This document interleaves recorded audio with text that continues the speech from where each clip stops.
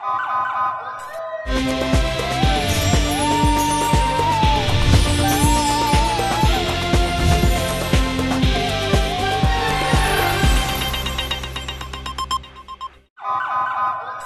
पहले नजर डालते हैं अब तक की बुलेटिन। जी बिल्कुल, बस हॉस्टल से लाइबा के साथ गन पॉइंट पर बस में ही ज्यादती करने वाले दोनों मुलजमान को आज फिर अदालत में पेश किया गया।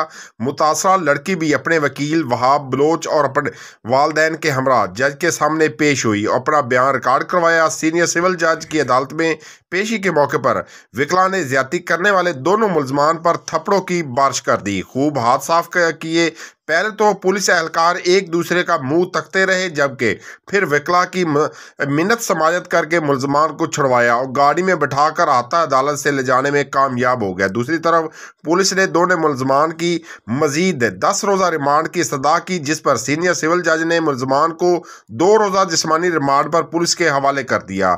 जबकि मुतासरा फैमिली का कहना है कि ताहाल मुकदमे में नामजद तीसरी मुलजमा आलिया को गिरफ्तार नहीं किया गया है, जबकि वो पुलिस की मौजूदा कार्रवाई से भी मुतमिन ना है। मुतासरा फैमिली ने वज़ीर आला पंजाब से नोटिस लेते हुए इंसाफ के तमाम तकाजे पूरे करने का मुतालबा किया है।